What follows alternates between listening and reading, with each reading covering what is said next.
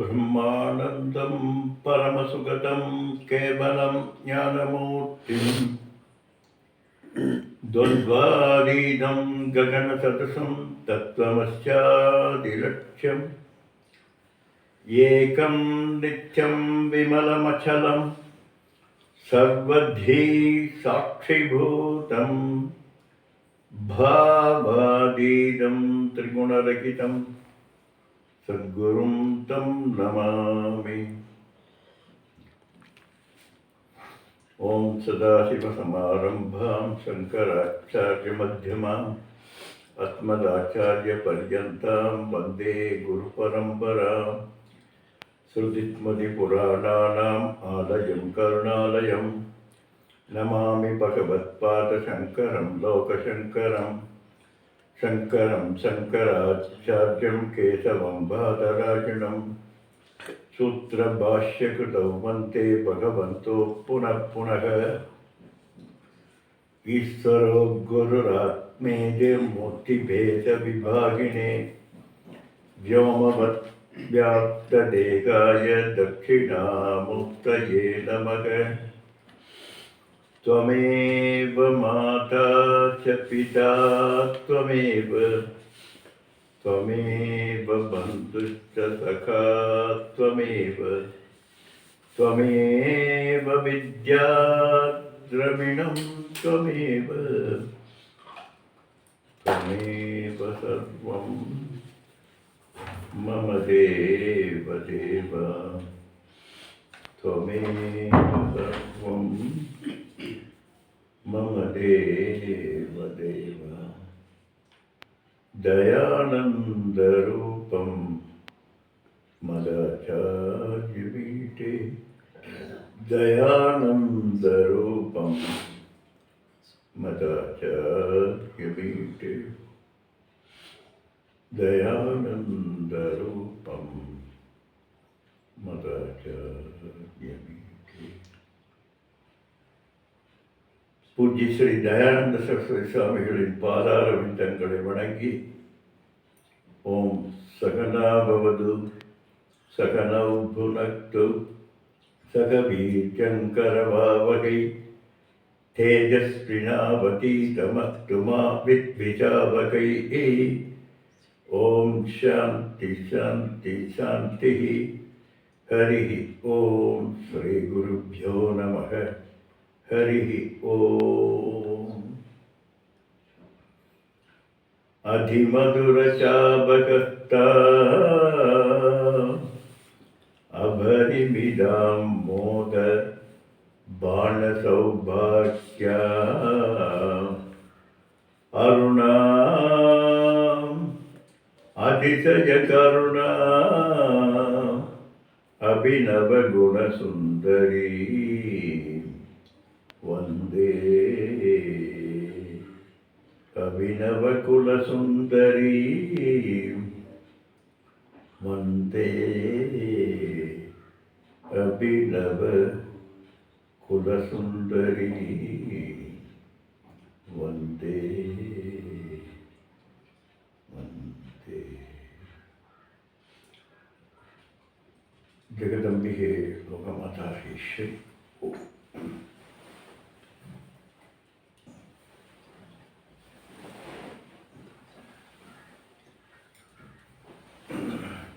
Take them.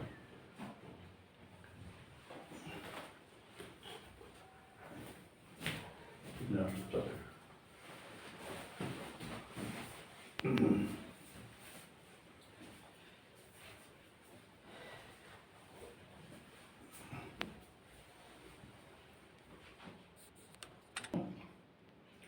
சதசத் ஆசிரியா சத்துக்கும் அசத்துக்கும் ஆசிரியமாக இருக்கக்கூடியவள் அம்பாள். கேனோபனிஷத்தில் வியக்தா அவ்யக்தா அதீதா என்று பார்த்தோம். இரண்டு விதமான நிலைப்பாடுகளில் அம்பாள் சத்தசத் ஆசிரியமாக இருக்கிறாள் என்று பார்த்தோம். ஒன்று வந்து பஞ்சபூதங்களில் மூர்த்தமாக இருக்கக்கூடியதுக்கும் அமூர்த்தமாக இருக்கக்கூடிய பஞ்சபூதங்களுக்கும் ஆதாரமாக அம்பாள் இருக்கிறாள் என்று பார்த்தோம். இன்னொன்று வந்து துரிய நிலை என்று சொல்லக்கூடிய ஓங்காரத்தினுடைய 4வது நிலையாக அம்பாள் விழிப்பு, கனவு, உறக்கம் என்கின்ற 3 நிலைகளுக்கும் ஆதாரமாக விஸ்வ தைஜச பிராஜ்ஞ விராட் ஹிரண்யகர்ப்ப ஈஸ்வர என்கின்ற 3க்கும் ஆதாரமாக அம்பாளே இருக்கிறாள் என்று பார்த்தோம். அப்படி அனைத்துக்கும் ஆதாரமாக அம்பாள் சதசத் விலட்சணமாக, சதசத் ஆசிரியமாக 2மாகவும் அம்பாள் இருக்கிறார். சத்துக்கும் அசத்துக்கும் அப்பாற்பட்டும் அம்பாள் இருக்கிறாள். சத்துக்கும் அசத்துக்கும் ஆதாரமாகவும் இருக்கிறாள். நம்ம அடிக்கடி பார்ப்பது போல ஆதாரம் ஆனந்தம் அகிந்த ரூபம் சிவம் பிரசாந்தம் அமிர்தம் பிரம்மயோனிம் என்று அனைத்துக்கும் ஆதார வஸ்துவாக அம்பாள் இருக்கிறாள். அடுத்தது பார்த்தோம் சகலா, 64 கலைகளையும் தன்னகத்தே கொண்டிருக்கக்கூடியவள் என்று பார்த்தோம். சச்சிதானந்த ஸ்வரூபமாக நாமரூபங்களுக்கு அப்பாற்பட்டிருக்கக்கூடிய பரபிரம்மஸ்வரூபிணியான அம்பாள் நம்முடைய உபாசனைக்காக அர்ச்சித மூர்த்தியாக நாம் அர்ச்சிப்பதற்கு தகுந்தபடி தன்னிலிருந்து வெளிப்பட்டு நமக்காக கீழிறங்கி வந்த தோற்றமாக 64 கலைகளோடு கூடியவளாக இருக்கிறார். உபாசனைக்காக அத்தியாசம் செய்யப்பட்ட நாம் நம்முடைய தியானத்திற்கு ஒரு பற்றுக்கோள் வேண்டும் என்பதற்காக சகுண பிரம்ம நிலைப்பாட்டில் இருந்து நம்முடைய தியானத்திற்கு ஆதாரமாக இருக்கக்கூடியவள் சதுஷ்டி கலா வித்யா என்று சகுண பிரம்மமாய் ஆரோபிக்கப்பட்ட பிரம்மமாய் கூறப்படுகிறது.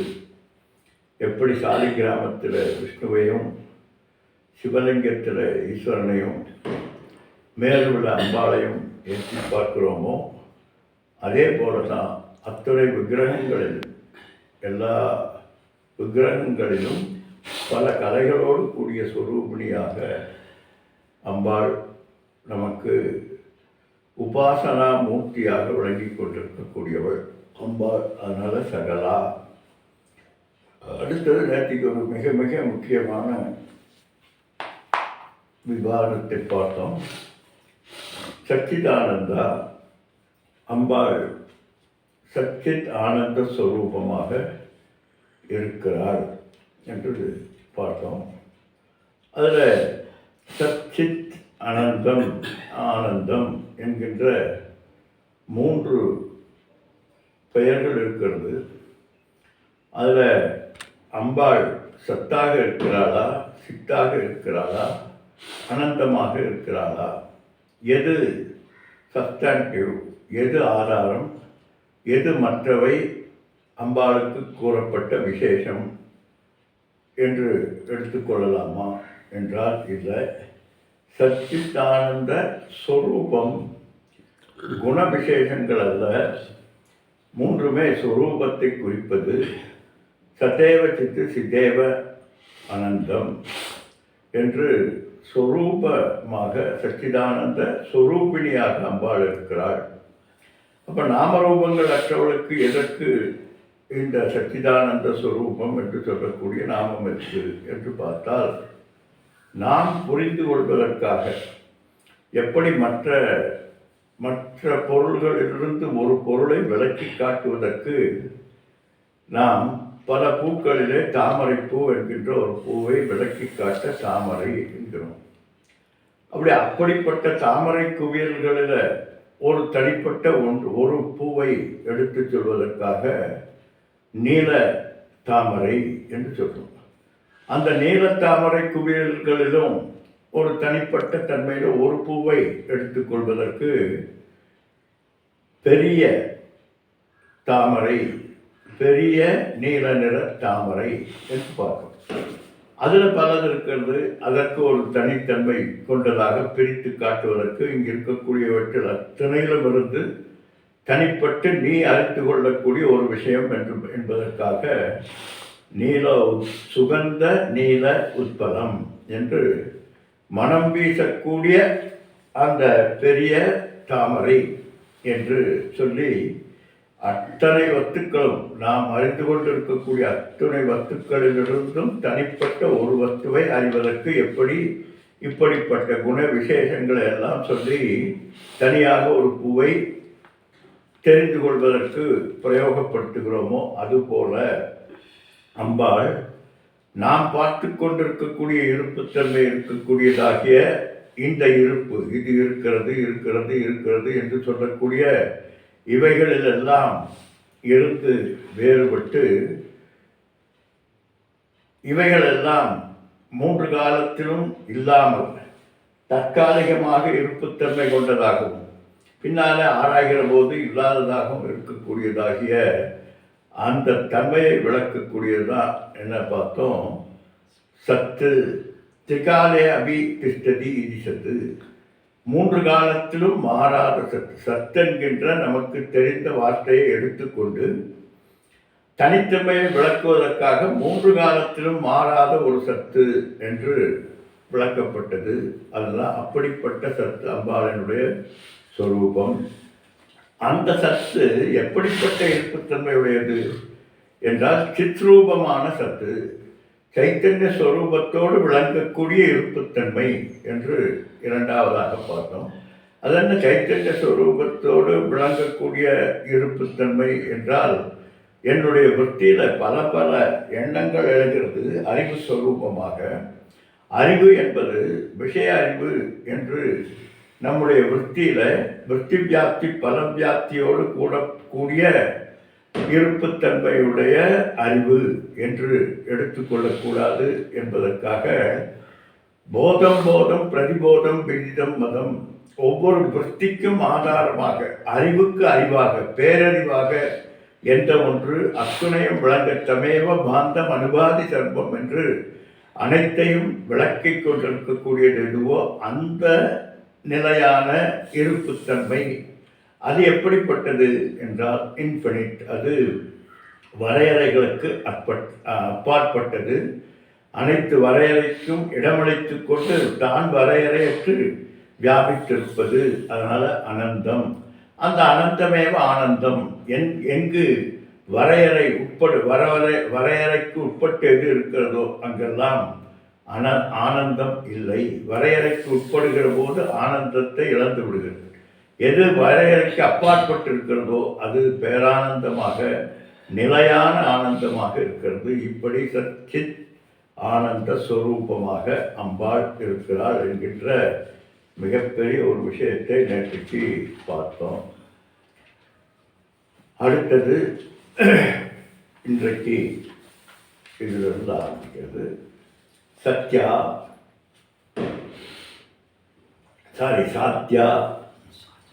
சாத்தியா என்றால் அடையக்கூடிய வஸ்து. இதற்கும் இரண்டு விதமான விளக்கங்கள் சொல்லப்படுகிறது. கர்ம உபாசனை அம்பாள் அடையக்கூடிய வஸ்துவாகத்தான் இருக்கிறாள், அடைய முடிந்தவளாக இருக்கிறாள் என்று சொல்லப்படுகிறது. அதாவது இரண்டு விதமான நிலைப்பாடுகளை கொண்டது என்று பார்த்தோம். ஒன்று கர்மத்தினாலும் உபாசனைகளினாலும் கர்ம பலனாக அடையக்கூடிய சாத்திய வஸ்துவாக அம்பாள் இருக்கிறாள். சாத்தியா என்றால் அடைய முடிந்தவள், அடைய முடியக்கூடிய நிலையில் இருக்கக்கூடியவள். சாதனைகளினால் அடையக்கூடியவளாக அம்பாள் இருக்கிறாள். எப்படி? ஒன்று கர்ம சாதனை அல்லது தியான சாதனை, கர்ம உபாசனைகள், இவைகளின் மூலமாக பூர்வகாண்டத்தில் இருக்கக்கூடிய நிலைப்பாடுகளை எடுத்து பார்க்கின்ற போது இந்த கர்மத்தின் பலனாக அம்பாள் அடையக்கூடியவளாக இருக்கிறாள். எனவே சாத்தியவத்து என்று சொல்லப்படுகிறது. அப்படி ஒரு நிலைப்பாடு. இன்னொன்று, அதுவே சாதன சதுஷ்டய சம்பன்ன அதிகாரித்துவத்தோடு கூடியதாக, அதாவது ஏதோ பெரிய நியமம் ஏதோ சொல்லிட்டு இருக்கணும்ல, சாதன சதுஷ்டய சம்பன்னம் என்றால் சாதன சதுஷ்டயம் என்ன மாத்திரம் விவேக வைராக்கிய சமாதி சம்பத்தி முமுட்சுத்துவம் என்கின்ற இந்த சாதனைகளோடு கூடிய ஒரு அதிகாரியினால் அறியப்படக்கூடியவளாக இருக்கிறாள். அதாவது மகா வாக்கியத்தினுடைய சிரவண மனன நிதித்தியாசனங்களினாலே தனக்கு அபேதமாக இருக்கக்கூடிய தன்னுடைய சொரூபத்தை அறிவதற்கு உரிய சொரூபமாக விளங்கக்கூடியவள் அம்பாள்.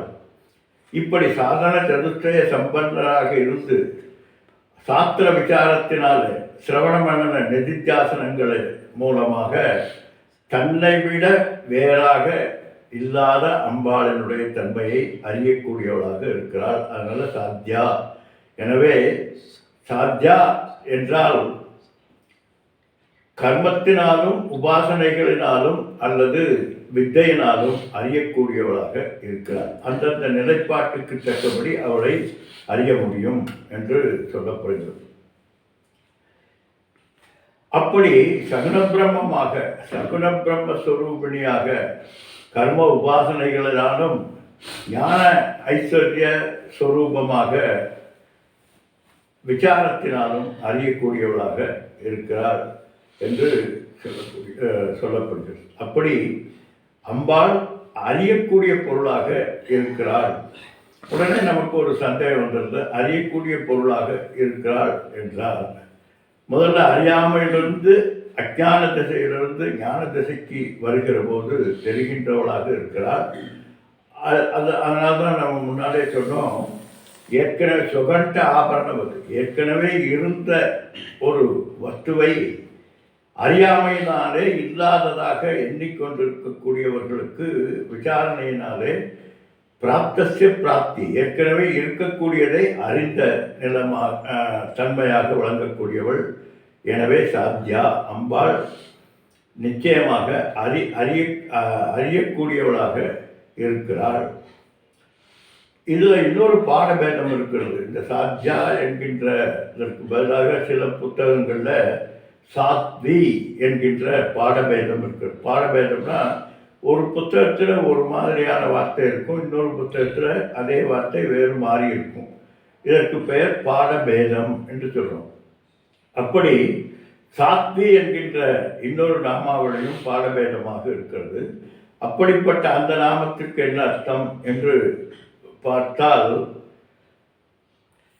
சாத்வீக தன்மையினுடைய சொரூபமாக இருக்கக்கூடியவள் என்று அர்த்தம். அதனால சகல சாஸ்திரங்களை தெரிந்து அந்த சாஸ்திரத்தினுடைய சொரூபமாக இருக்கக்கூடியவள், சாஸ்திரத்தினுடைய அறிவினாலே சத்வகுண சம்பந்தனாக சாத்வீக தன்மையினுடைய வெளிப்பாடாக மட்டுமே இருக்கக்கூடியவளாக அம்பாள் இருக்கிறாள்.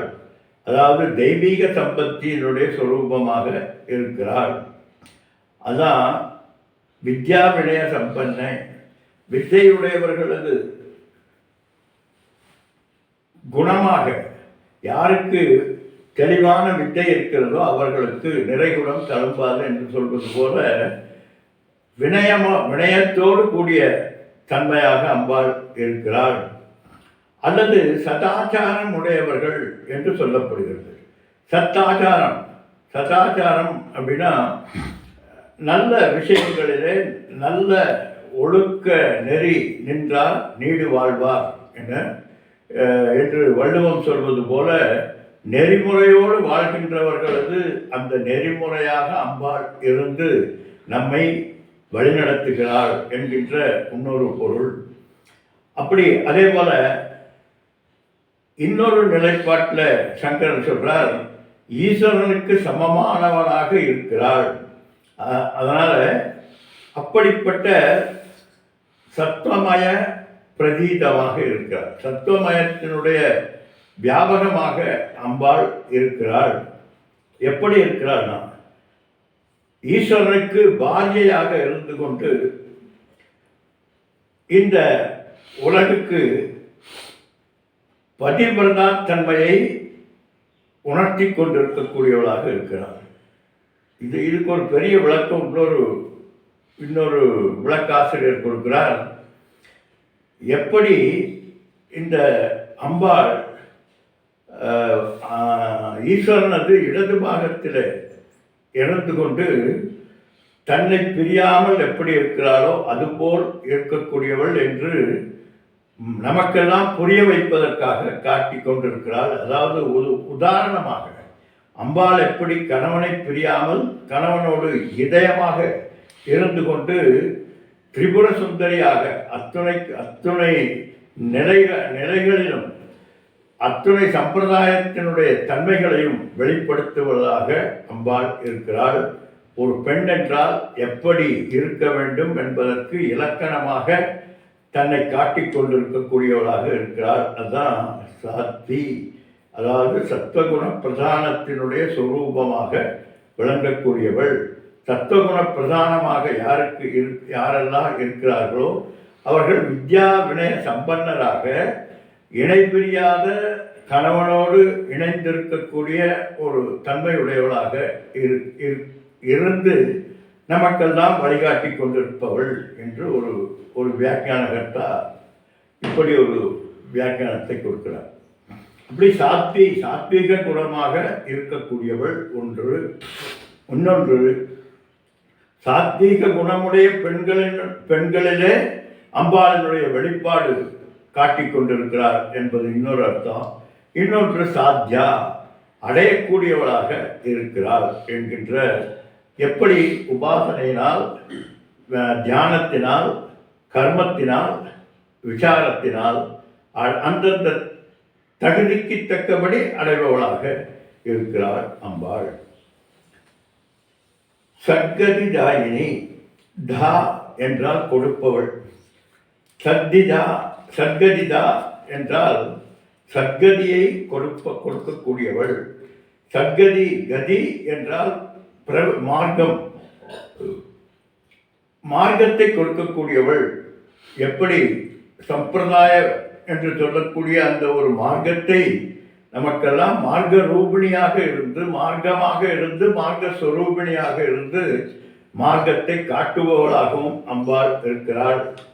எந்த ஒரு விஷயத்தை நீ அறிந்து கொண்டால், அதாவது பிரம்மவிதா நோதிபரம் என்று யார் பிரம்மத்தை அறிந்தால் உணர்ந்த தன்மையை அடைகிறார்களோ அந்த கதியாக அம்பாள் வித்யாஸ்வரூபிணியாக இருக்கிறாள் என்று ஒரு அர்த்தம்.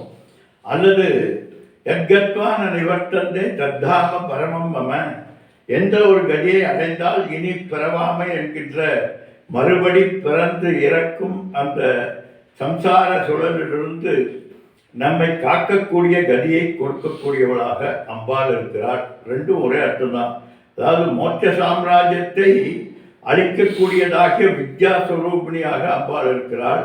வித்தையினுடைய பலனாக அம்பாளே இருக்கிறாள். அதனால் இங்கே கதி என்றால் அறியக்கூடியது என்று அர்த்தமாக எடுத்துக்கொள்ள வேண்டும். கதி என்றால் அடைவது அல்லது இருக்கக்கூடிய நிலை என்று. அதனால தான் அங்கே சொன்னால் பிரம்மவித் ஆப்னோதி பரம் என்று வித்தென்கின்ற தாது அறிவை குறிக்கிறது. எனவே பிரம்மனை அறிந்தவர்கள் பரமாப்னோதி என்றுதான், பிரம்மனை அடைந்தவர்கள் என்று எடுத்துக்கொள்ளக்கூடாது என்பதற்காக சங்கராச்சாரியார் இங்கே மறுபடியும் பிரம்ம வித் என்று அந்த வித்தாதுவினுடைய தாற்பயத்தை மிக ஆழமாக எடுத்து சொல்றார். அதனால பிரம்மவேதம் பிரம்மைவ பவதி யோ பூர்வம் தேவோ ருஷயக, எப்படி முன்னால ரிஷிமார்கள் எல்லாம் பிரம்மவித் பிரம்மைவ பவதி என்று பிரம்மனை அறிந்தவர்கள் பிரம்மனாகவே ஆகிறார்கள் இங்கே மறுபடியும் ஆகிறார்கள் என்றால் முன்னால் இருந்து பின்னால் ஆவதல்ல. வித்தென்றால வித்தென்கின்ற பதத்தினுடைய தன்மை நமக்கு அறிந்து கொள்வது, நான் பிரம்மனாக இருக்கிறேன் என்று அறிந்து கொள்வது தான் ஆப்னோதி பரம் என்று சொல்றார். அப்படி எந்த ஒரு இந்த ரிஷிமார்கள் எல்லாம் எப்படி தன்னைத்தான் உணர்ந்த ஒரு வித்தையை அறிந்து நமக்கெல்லாம் சொல்லிக் கொண்டிருக்கிறார்களோ அது அம்பாளினுடைய கதி. அப்படிப்பட்ட மார்க்கம், அப்படிப்பட்ட சம்பிரதாயம் என்று சொல்லப்படுகிறது. அதனால தத்விது தே தன்மயக, எந்த ஒன்றை அறிந்தால் அவர்கள் அதுவாகவே ஆகிவிடுகிறார்களோ. அமிர்தாவை பபுவ, அமிர்தம் என்று சொல்லக்கூடிய இரவா பெருநிலை, அதாவது பிறவா பெருநிலை என்கின்ற தன்மையை அவர்கள் அடைகிறார்கள். இந்த அமிர்தா என்கின்ற தன்மைக்கு நன்றாக நாம் புரிந்து கொள்ள வேண்டும். நிறைய பேர் இரவா பெருநிலை என்று சொல்கிறார்கள். இரவா பெருநிலையை கண்டுபிடித்தவர்கள் சொன்னவர்கள் எல்லாம் இப்போ இருக்கிறார்களா என்றால் இல்லை. அப்போ இரவா பெருநிலை என்றால் என்ன என்றால் பிறவா பெருநிலை, இனி பிறவாமை என்கின்ற தன்மையை அடையக்கூடியது. காரணம், இந்த சரீரத்தை அடைந்தவர்கள் அத்தனை பேரும் அழிந்துதான் ஆக வேண்டும். அப்போ இங்கு அமிர்தம் என்று சொல்வது பிறந்து இறந்து இழக்கக்கூடியதாகிய தன்மையை அவர்கள் விட்டு விடுகிறார்கள் என்றுதான் அர்த்தம். அதனால பரதேவதையினுடைய சொரூபத்தை தெரிந்து கொள்வதுதான் இங்கே முக்தி என்பது சித்தாந்தம். சித்தாந்தம் என்று சொல்லக்கூடியது பரதேவதையினுடைய தாற்பயத்தை, அந்த சத்தியம் ஞானம் அனந்தம் பிரம்ம என்கின்ற பிரம்மனுடைய தாற்பயத்தை தெரிந்து கொள்வதுதான் இந்த அத்வைத சித்தாந்தம் என்று சொல்லக்கூடியது. எனவே தாயினி என்கின்ற பதத்தினாலே அப்படிப்பட்ட அந்த பரபிரம்மஸ்வரூபத்தை தெரிந்து கொள்ளக்கூடிய வித்தையை நமக்கெல்லாம் அளித்து கொண்டிருக்கக்கூடியவள். அதனால வித்தையின் மூலமாக அஞ்ஞானத்தை அழியச் செய்து நசுங்கச் செய்து போக்கி அதன் மூலஸ்வரூபமாக இருக்கக்கூடிய அந்த பேரானந்தத்தை நமக்கு அளிக்கக்கூடியவள், அமிர்தத்தை அளிக்கக்கூடியவள். அப்படிப்பட்ட அந்த அந்த அந்த அமிர்தத்துவத்தை அளிக்கக்கூடியவளாக இருப்பவளை பற்றி ஒரு வியாக்கியானம் சொல்கிறார். அளவற்ற கருணையினாலே நமக்கு இந்த கதியை கொடுக்கிறாள் என்று. அதன் அளவற்ற கதி, அளவற்ற கருணை இருந்தால் தான் இந்த கதியை கொடுக்க முடியுமா என்றால், நம்ம முன்னால பார்த்தது போல பிறந்து இறந்து சுழன்று கொண்டிருக்கக்கூடிய செட்டை போல் சுற்றி சுற்றி என்று தவித்து கொண்டிருக்கக்கூடியவர்களுக்கு மோட்ச சாம்ராஜ்யத்தை அளிப்பதற்கு ஒரு தனி கருணை வேண்டும் அப்படிங்கிறார். அந்த தனிக்கருணை, தனிப்பெருங்கருணை இருக்கின்ற காரணத்தினால்தான் நமக்கு இந்த அவேத ஞான சித்தி என்பது ஏற்படுகிறது. ஏனென்றால் இது அறிவதற்கு மிக மிக கடினமானது. ஜஸ்ட் லைக் தட் அப்படி சொன்ன உடனே புரிந்து கொள்ளக்கூடிய விஷயமாக இல்லை. காரணம், இது முன்னுக்கு பின் முரணாக தோன்றுவது, சீமி கான்ட்ரவர்சியாக இருக்கக்கூடியது. எனவே ஞான சித்தி என்பது அடைவதற்கு நூதன விவேகி உள்ளம் நுழையாது நுழையுமாகில் பூத ஜென்மங்கள் கோடி புனிதனாம் குருடனாமே என்று வர்ணிக்கப்படுகிறது இந்த வித்தையினுடைய தன்மையை பற்றி. அதே போல மனுஷானாம் சகசேஷு கச்சித்ததி சித்தையே எததான சித்தானாம் மாம்பேத்தி தத்துவதக என்று ஆயிரம் பேர்களில் 1000 ஒருவர், அந்த 1000 அப்படி பல பல ஆயிரங்களில் யாரோ ஒருவருக்கு மட்டும்தான் இந்த வித்தை சித்திக்கிறது. காரணம், இந்த ஞான சித்தி என்பது மிக மிக மிகப்பெரிய புண்ணியத்தினுடைய தன்மை தான்.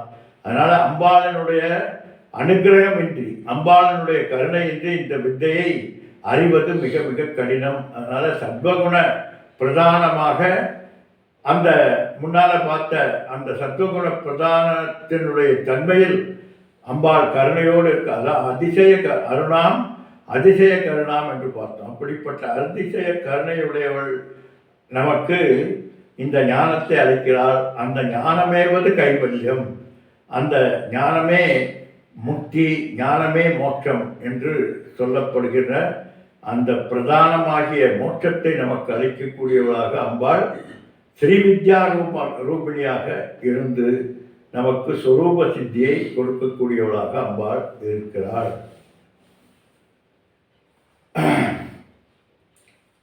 சனகாதி முனி ஜேயா. சாஸ்திரத்தில், அத்வைத சாஸ்திரத்தில் நால்வர் என்றால் எப்படி சைவ சித்தாந்தத்தில் நால்வர் என்றால் இவங்களெல்லாம் சொல்கிறோமோ, அதுபோல இங்கே நால்வர் என்றாலே நமக்கு சனகாதி முனிவர்கள் தான் சொல்லப்படுகிறது. ஏனென்றால் முதல்ல தட்சிணாமூர்த்தியினாலே உபதேசம் செய்யப்பட்டவர்கள் 4 பேரும். அவர்கள் மூலமாகத்தான் இந்த சனாதன தர்மத்தினுடைய தாற்பயங்கள் எல்லாம் நமக்கு கிடைத்தது என்று சம்பிரதாயத்தினுடைய முதல் சீடர்களாக பகவான் சாட்சாத் தட்சிணாமூர்த்தியினுடைய நேரடி சீடர்களாக இருந்த அவர்கள் எந்த ஒன்றை தியானித்து இந்த பெரும் ஞானத்தை பெற்றார்களோ அவர்கள் தியானித்த அந்த வஸ்து அம்பாள் தான் என்று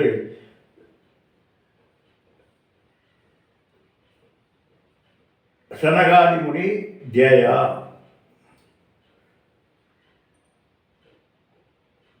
சனந்தன, சனத் சுஜாதிய, சனகர், சனத்குமாரர் என்கின்ற முனிகள். முனிகள் அப்படின்னா என்ன அர்த்தம்னா, மனநசீலாக இது முனிகி.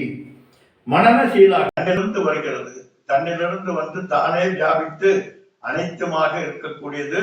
அப்படி இருக்கக்கூடியதுல இருக்கிறது இருக்கிறது இருக்கிறது என்கின்ற அந்த சத்தன்மை ஈஸ்னஸாக அம்பாள் இருக்கிறார் என்று இதனுடைய விவரணத்தை அப்படி யார் ஒருவர் அறிந்தார்களோ அவர்களெல்லாம் முக்தர்கள், மற்றவர்கள் எல்லாம் பக்தர்கள். பக்தர்கள் அல்ல, பக்தர்கள். பக்தர்கள்னா கட்டுண்டு கிடப்பவர்கள், அதாவது மறுபடி பிறவிச் சூழலிலே சிக்கி தவித்துக் கொண்டிருக்கக்கூடியவர்கள். அதனால இந்த சனகாதி முனிவர்கள் எல்லாம் மௌனம் வியாக்கியா பிரகடித பரபிரம்ம தத்துவம் விமானம் என்று அப்படிப்பட்ட மௌன வியாக்கியானத்தை புரிந்து கொள்ளக்கூடிய தன்மையில் இருக்கக்கூடிய அதிகாரித்துவம் உடையவர்கள். இப்போ அதற்கு முன்னால சாமிஜி அழகா சொல்லுவாங்க, இதற்கு முன்னாலே பல பல விசாரணைகள், பல பல பாடங்களை கற்றறிந்தவர்களாக இருக்கக்கூடியவர்களாகத்தான் இருக்க வேண்டும். அதனால்தான் ஒரு வெறும் சைன் மூலமாக அந்த உண்மையை உணர்ந்து கொண்டவர சின்முத்ரா மாத்திர ஞானம், சின்முத்திரை காட்டினவுடனே அவர்களுக்கு ஞானம் ஏற்பட்டது. அப்படிப்பட்ட சீலர்களாக அவர்கள் விளங்கினார்கள். அப்படிப்பட்டவர்கள் எந்த ஒரு பரம்பொருளை, எந்த ஒரு வஸ்துவை தியானித்துக் கொண்டிருக்கிறார்களோ அந்த வஸ்துவாக அம்பாள் இருக்கிறாள். சதாசிவ குடும்பினி.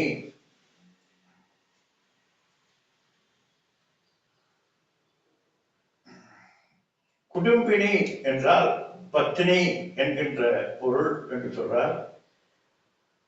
பரமேஸ்வரரை பர்த்தாவாக அடைந்தவள், அர்த்தநாரியினுடைய ஒரு பகுதியாக இருக்கக்கூடியவள். அர்த்தநாரி என்றால் பாதி பெண் உருவமும் பாதி ஆண் உருவமும் கொண்ட, நான் அன்னைக்கே சொல்றது போல முதல்ல 50-50 கொடுத்துட்டார். 30% இல்லப்பா, பாதிக்கு பாதி என்று நமக்கெல்லாம் வழிகாட்டியாக இருந்து தன்னுடைய சரீரத்தில பாதியை அம்பாளுக்கு கொடுத்திருக்கக்கூடிய அம்பாள். அதாவது ஈஸ்வரனது பாதி இடத்தை பிடித்துக் கொண்டவள். சதாசிவனுடைய அதுல எங்க பிடிச்சாங்க பாருங்க, அம்பாள் இடது பாகத்திலே பிடித்திருக்கார். இடது பாகத்திலே பிடித்திருக்கிறார் என்றால் என்ன அர்த்தம்? இறைவனது அத்துணை இயக்கத்திற்கும் அம்பாளே காரணமாக இருக்கக்கூடியவள். அதனால்தான் குடும்பினி. குடும்பினி என்றால் குடும்பத்தை தாங்கி நிற்பவள், குடும்பத்தை நடத்துபவள், குடும்பத்தை செலுத்துபவள், குடும்பத்தை அதிகாரித்துவமாக செய்பவள். அப்படிப்பட்ட சதாசிவனுக்கு இயக்கமாக இருப்பவள், ஹிருதயமாக இருந்து, மூச்சாக இருந்து, அத்துணையமாக இருந்து கொண்டிருக்கக்கூடியவளாக அம்பாள் இருக்கிறார். அதனால்தான் சக்தி இல்லையே சிவன் இல்லை என்று சொல்லக்கூடிய மகா மந்திரம். அப்படி வாமபாகத்திலே இடம்பெற்றுக் கொண்டு இந்த பிரபஞ்சம் என்கின்ற குடும்பத்தை நடத்துவதற்கு எப்படி ஒரு ஒரு ஒரு மனைவி ஒரு குடும்பத்தை நடத்துவதற்கு பிரதானமாக இருக்கிறாளோ அது போல இந்த பிரபஞ்சமே பகவானுக்கு குடும்பம். மிகப்பெரிய இந்த பிரபஞ்சம் என்கின்ற குடும்பத்தை பகவான் செலுத்துவதற்கு, பகவான் ஆட்கொள்வதற்கு ஆதாரமாக இருக்கக்கூடியவள். அதனால சதாசிவ குடும்பினி என்று இந்த பிரபஞ்ச இயக்கத்திற்கு ஆதாரமாக, ஈஸ்வரனது ஹிருதயமாக, ஈஸ்வரனது எண்ணமாக, ஈஸ்வரனது பிரதிபலிப்பாக, ஈஸ்வரன் இந்த பிரபஞ்சத்தை கற்பிப்பதற்கு என சதபோதப்பியத சதபத்தத்வ என்று பகவான் இந்த பிரபஞ்சத்தை எப்படி படைக்க வேண்டும் என்று ஒரு டயக்ராம் உள்ளுக்குள்ளே போடுறாராம். அப்படி போடுவதற்கு எது ஆதாரமாக இருக்கிறது என்றால் ஹிருதயத்திலே பிரதிபலித்துக் கொண்டிருக்கின்ற அம்பாளினுடைய வெளிப்பாடு. அந்த சைத்தன்யத்தினுடைய வெளிப்பாட்டில தான் பகவான் இந்த பிரபஞ்சத்தை இப்படி இருக்க வேண்டும் என்று நிர்மாணித்து, என பூர்வ படைப்பினுடைய தன்மைகளை ஞாபகப்படுத்தி மறுபடியும் இந்த பிரபஞ்சத்தை படைப்பதற்கு ஆதாரமாக இருக்கக்கூடியவள். அதாவது சிவனுக்கு அத்துணையமாக அம்பாள் சக்தி தான் ஆதாரம் என்று வாமபாகம். அதனால்தான் சாமி அழகா சொல்வார், இடது பாகத்தை பிடித்துக் கொண்டார். இடது பாகம் தான் அத்தனைக்கும் காரணமாக இருக்கக்கூடியது ஒரு சரீரத்திற்கு. அப்படி சச்சிதானந்த ஸ்வரூபிணியாக அம்பாள் ஈஸ்வரனுக்கு சைத்தன்யத்தை ஊட்டி இந்த பிரபஞ்ச காரணமாக இருந்து கொண்டு ஈஸ்வரனது குடும்பினியாக, சதாசிவனது குடும்பினியாக அம்பாள் வியாபித்திருக்கிறார். அடுத்தது சகல அதிஷ்டான ரூபா. அனைத்திற்கும் அதிஷ்டானமாக அம்பாள் இருக்கிறாள். நம்ம முன்னாலே பார்த்திருக்கோம், சதேவ சௌமிய இதம் அக்ர ஆசீத் மிருத்திகா இத்யேவ சது, மிருத்திகா இத்யேவ சது. இந்த மண்ணினுடைய பிரபஞ்சம், மண் பிரபஞ்சம் முழுவதும் எது வியாபித்திருக்கிறது என்றால் மண் தான். மண்பாண்டங்களினுடைய உலகத்தில் எது வியாபித்திருக்கிறது என்றால் மண் தான் வியாபித்திருக்கிறது. எப்படி வியாபித்திருக்கிறது என்றால், முதல்ல மண்ணாக இருந்தது. அந்த மண் பல வடிவங்களை எடுத்து குடம் என்கின்ற நாமரூபம் பெற்றது. அது அழிகின்ற போது அது சூரணம் அல்லது சில்லு என்கின்ற தன்மையை அடைந்தது. மறுபடியும் மண்ணாகவே, மண்ணோடு மண்ணாக ஒடுங்கிக் கொண்டது. அப்படி இந்த அத்துணையமாக இருக்கிற போதும் இந்த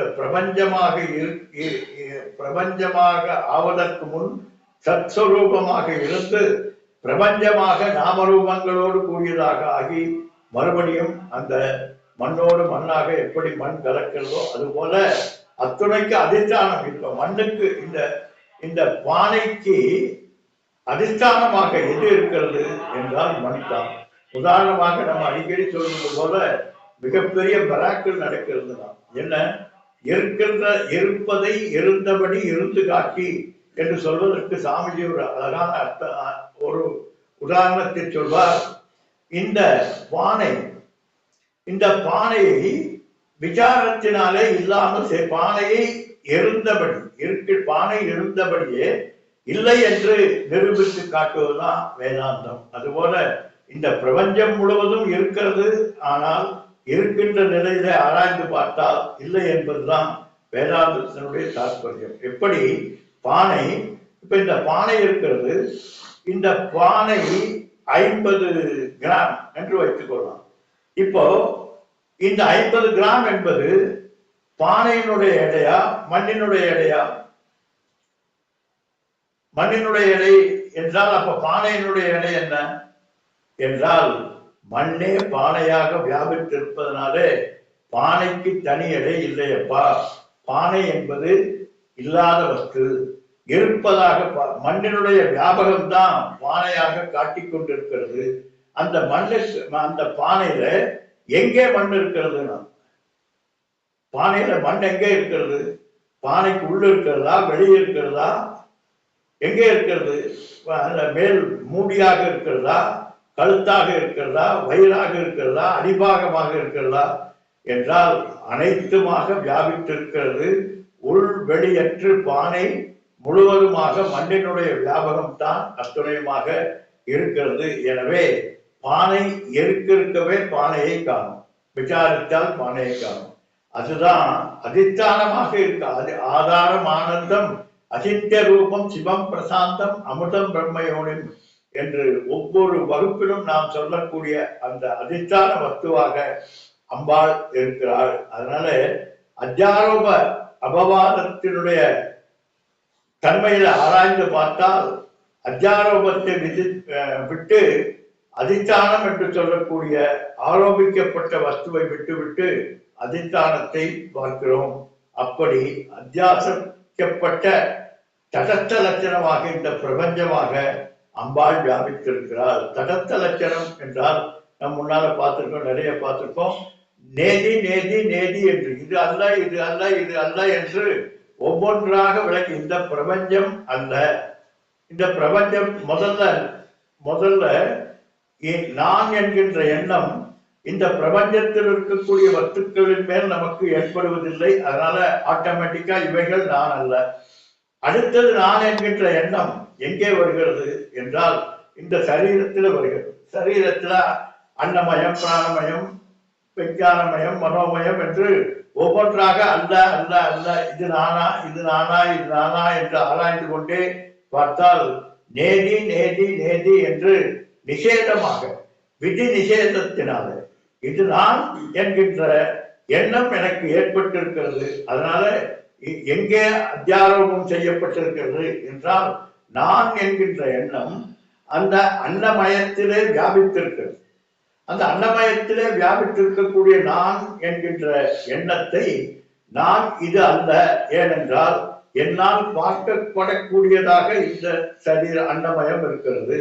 அதே போல பார்க்கப்படக்கூடியதாக பிராணமயம், மனோமயம், விஞ்ஞானமயம், ஆனந்தமயம் என்று நேதி நேதி என்று நேக நானாஸ்தி கிஞ்சன இந்த அத்துணையும் அல்ல அல்ல அல்ல என்று அத்தியாச லட்சணமாக இருக்கக்கூடிய இவைகளை எல்லாம் அபவாதம் செய்து, அத்தியாசம் என்றால் ஏற்றி பார்க்கப்பட்டது நான் என்று தவறாக எண்ணப்பட்ட நிலை, அந்த நிலையிலிருந்து இவைகளை விசாரத்தின் மூலமாக அபவாதம் செய்து எதை எந்த ஒன்றை அல்டிமேட்லி விளக்க முடியாததோ அதுதான் நான்.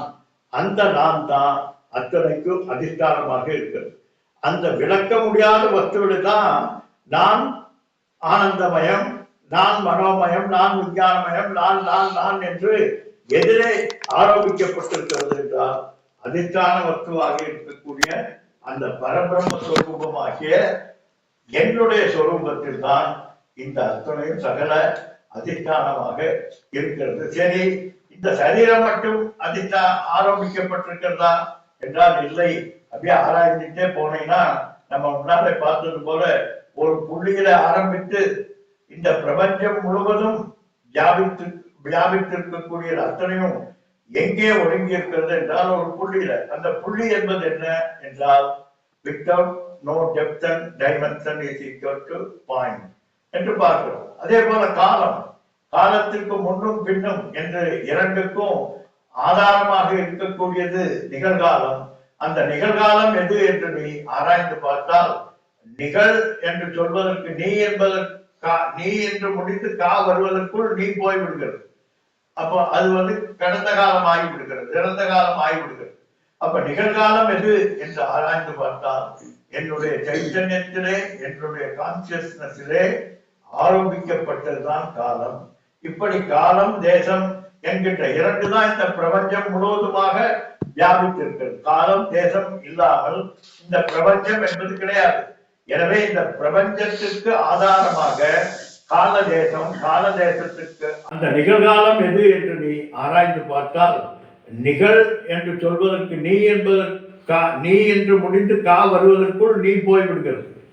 அப்போ அது கடந்த காலம் ஆகிவிடுகிறது, இறந்த காலம் ஆகிவிடுகிறது.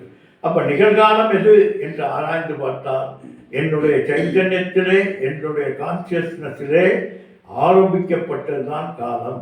இப்படி காலம் தேசம் என்கின்ற இரண்டு தான் இந்த பிரபஞ்சம் முழுவதுமாக வியாபித்திருக்கிறது. காலம் தேசம் இல்லாமல் இந்த பிரபஞ்சம் என்பது கிடையாது. எனவே இந்த பிரபஞ்சத்துக்கு ஆதாரமாக கால தேசம், கால தேசத்துக்கு ஆதாரமாக நான் என்னுடைய சைத்தன்யம். எனவே சகல அதிஷ்டான சைத்தன்ய ரூபம் நான் என்கின்ற சைத்தன்யம், அந்த சைத்தன்ய ஸ்வரூபிணி அம்பாள் என்று அனைத்தும் வியாபிக்கப்பட்ட அத்துணையும் பாதாயாம் சாமானாதிகரண்யம் என்று அதிஷ்டானமாக இந்த ஜகத்தை பற்றிய ஒரு முக்கியமான வார்த்தை உபநிஷத்துக்களே உண்டு. அது என்னன்னா, பிரதீயமானத்வாத் நாஸ்தி, எந்த ஒன்று என்னால் அறியப்படுகிறதோ அதெல்லாம் இல்லாதது என்கிறார். பிரதீயமான எதெல்லாம் எத்யத் திருஷ்டம் தத்தத் அனித்யம் திருஷ்டத்வாத்கிறார். எதெல்லாம் உன்னால் பார்க்கப்படுகிறதோ அதெல்லாம் அனித்தியம், ஏனென்றால் பார்க்கப்படுகின்ற காரணத்தினாலே என்று அறியப்படுபவர்தான் அத்துணைக்கு ஆதாரமாக இருக்கிறார் என்று இன்னும் இதனுடைய விளக்கத்தை பெருசாக போயிட்டே இருக்கு. அதனால நேக நானாஸ்தி கிஞ்சன, இவைகள் எல்லாமாக இந்த பிரபஞ்சம் இது இல்லை இது இல்லை என்று விளக்கிக் கொண்டே போனால் எந்த ஒன்று ஆதாரமாக இருக்கு. அப்போ இதெல்லாம் என்னன்னா, இதெல்லாம் மித்யா என்று சொல்லுவோம். மித்யா என்றால் என்ன? மித்யான என்ன? எந்த ஒன்று தோற்ற மாத்திரமாக தான் இல்லாமல் இன்னொன்றினுடைய இருப்புத்தன்மையை தனதாக்கி கொண்டு எதிர்க்கிறதோ அதற்கு பெயர் மித்யா. அதனால இந்த மித்யா என்கின்ற இந்த ஆரோபிக்கப்பட்ட வஸ்து, இந்த ஆரோபிக்கப்பட்ட வஸ்துவுக்கு ஆதாரமாக தடஸ்த லட்சணமாக இந்த பிரபஞ்சத்தை நமக்கு காட்டிக் கொண்டிருக்கக்கூடிய அந்த அம்பாளினுடைய தன்மையை ஆராய்ந்து பார்த்தால் அதுதான் அத்துணைக்கும் ஆதாரமாக இருப்புத்தன்மையாக இருக்கிறது என்கின்ற தன்மையை தான் இங்கே சொல்றார். இந்த ஒவ்வொரு வஸ்துவிலும் நம்ம முன்னால் பார்த்தது போல ஒவ்வொரு வஸ்துவிலும் இருக்கிறது, அதே போல தெரிகிறது, உபயோகம் என்கின்ற அத்துணையமாக அம்பாள் வியாபித்திருக்கிறார் என்று சொல்லப்படுது.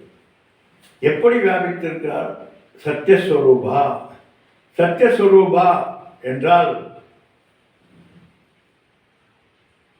சத்தியமே வடிவானவளாக அம்பாள் இருக்கிறார். நம்ம முன்னால் பார்த்தோம் சத்தியம் ஞானம் அனந்தம் பிரம்ம. அது பிரம்மனது அசாதாரண லட்சணம் என்று பார்த்தோம். அதாவது வடிவனைத்தையும் தரும் வடிவற்ற பொருள் என்று பெரியவர்கள் சொல்கிறார்கள். வடிவற்றனையும் தரும் வடிவற்ற பொருள். ஒவ்வொரு வடிவமும் வேண்டுமென்றால் வடிவற்ற ஒன்று இருந்தால்தான் அதில் வடிவம் என்பதை எட்டி பார்க்க முடியும். அப்படி அத்துணைக்கும் ஆதாரமாக இருக்கக்கூடியவள் என்று ஞானிகளுக்கு பிரம்மனுக்கு அர்த்தமாக இந்த வார்த்தையை சொல்கிறார்கள். அதாவது வடிவற்றனையும் தரும் வடிவற்ற சொரூபம் என்று, அதுதான் சச்சிதானந்த சொரூபமாக இருப்பவள் என்று ஞானிகளால் சொல்லப்படுகிறது. இதை புரிந்து கொள்வது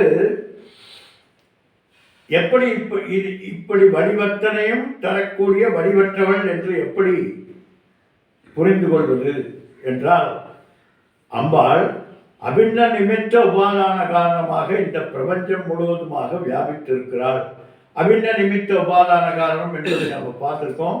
ஒரு பொருளில் செய்வதற்கு இரண்டு காரணங்கள் வேண்டும். ஒன்று மெட்டீரியல் காஸ், இன்னொன்று இன்டலெக்சுவல் காஸ். அதாவது அறிவு என்கின்ற காரணம், இன்னொன்று பொருள் என்கின்ற காரணம். இரண்டும் இருந்தால்தான் படைப்பு என்பது உண்டாகும். இப்போ இந்த படைப்பு என்று சொல்லக்கூடிய இந்த படைப்பு இரண்டு நிலைப்பாடுகளை கொண்டதாக இருக்கிறது. ஒன்று படைத்தவர், இன்னொன்று படைக்கப்படுகின்ற வஸ்து, மூலப்பொருள் என்கின்ற இரண்டு வேண்டும். ஆனால் அம்பாள் சத்யாஸ்வரூபணியாக அபின்ன நிமித்த படைக்கப்படுகின்ற பொருளாகவும் படைப்பவராகவும் அம்பாளை வியாபித்திருக்கிறார். எப்படி என்பதை நம்ம நிறைய பார்த்துருக்கோம். யதா ஊர்ணநாபி யாயதே கிருண்டதே என்று எப்படி எட்டுக்கால் பூச்சியானது தன்னிலிருந்து அந்த வெப் என்கின்ற பிரபஞ்சத்தை படைத்து அதை தனக்குள்ளே எடுத்துக்கொள்கிறது. அப்படி சிருஷ்டி ஸ்திதி லயம் என்கின்ற மூன்றுக்கும் அந்த எட்டுக்கால் பூச்சியே காரணமாக இருக்கிறது. அதுபோல இன்னொரு மெட்டீரியல் காசுக்கு வெளியிலே தேடாமல் தன்னிலிருந்தே அது உபாதான காரணத்தை எடுத்து காட்டுகிறது என்று பார்த்தோம். அதே போல கனவு நம்மால் படைக்கப்படக்கூடியதாகிய கனவுக்கு மெட்டீரியல் எங்கிருந்து வருகிறது என்றால் தன்னிலிருந்து வருகிறது. தன்னிலிருந்து வந்து தானே வியாபித்து அனைத்துமாக இருக்கக்கூடியது. அப்படி இருக்கக்கூடியதில் இருக்கிறது இருக்கிறது இருக்கிறது என்கின்ற அந்த சத்தன்மை ஈஸ்னஸாக அம்பாள் இருக்கிறார் என்று இதனுடைய விவரணத்தை நாளை பார்ப்போம். ஓம் பூர்ணமத பூர்ணமிதம் பூர்ணமுதட்சதே பூர்ணஸ்ய பூர்ணமாதாய பூர்ணமேவாவசிஷ்யதே. ஓம் சாந்தி சாந்தி சாந்தி. ஹரி ஓம் ஸ்ரீ குருभ्यो ஓம்.